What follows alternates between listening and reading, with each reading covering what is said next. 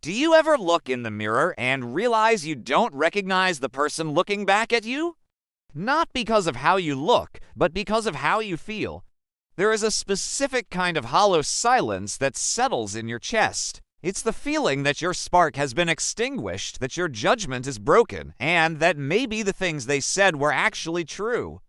If you feel like a shell of the person you used to be, I want you to take a deep breath because you are still in there. You haven't disappeared. You've just been buried under layers of survival mechanisms.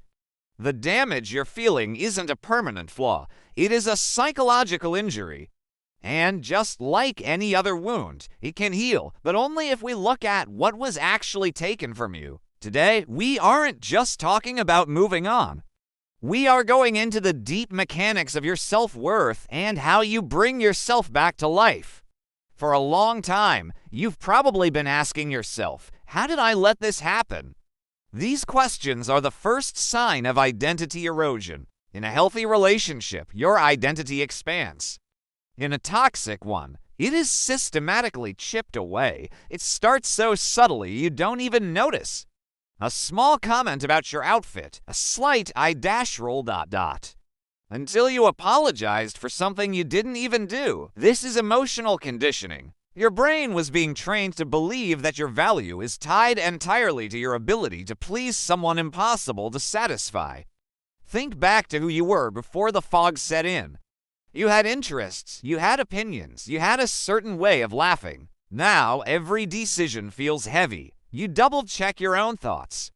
You rehearse conversations in your head to avoid conflict.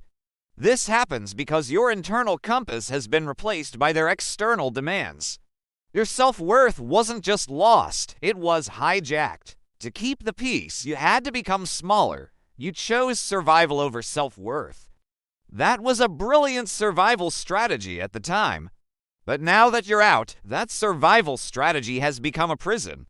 The reason you feel broken isn't because you are fundamentally flawed. It's a phenomenon called introjection. This is where you begin to adopt the voice of your abuser as your own internal monologue. When you hear a voice saying, "You're so stupid," that isn't your voice. That is a recorded loop of the toxic person's projections. They didn't like themselves, so they made you the container for their shame. But you are not the shame, you are the one who survived it. The psychological tether is often the trauma bond. It's an addiction to the highs and lows, a chemical dependency for validation. You're looking for the person who broke you to be the one who fixes you.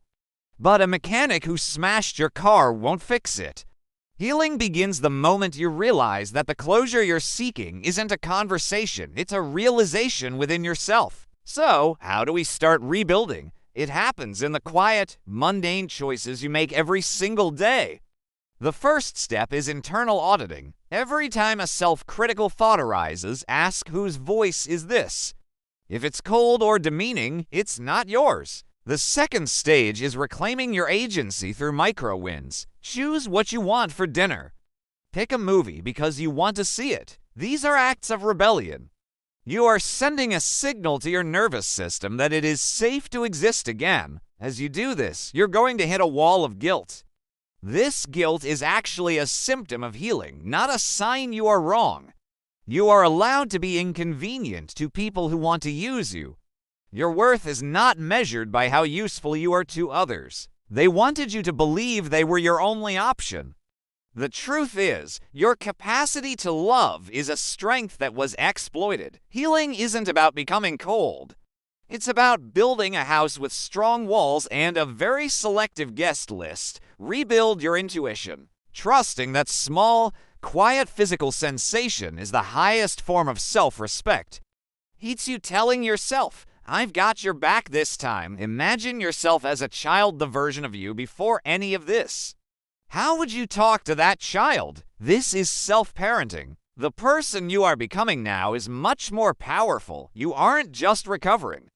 You are upgrading to an unmanipulatable version of yourself. Look at how far you've already come. The very fact that you are looking for a way to heal proves that your spirit is unbroken. You are not your trauma. You are the healing that happens after it. Tonight, write down 3 things you like about your own spirit. It is time to be the protagonist of your own story. You are worthy of love, respect, and peace simply because you exist. If this message resonated, stay with us. By subscribing, you're joining a community of people taking their power back. Keep going, you are worth it.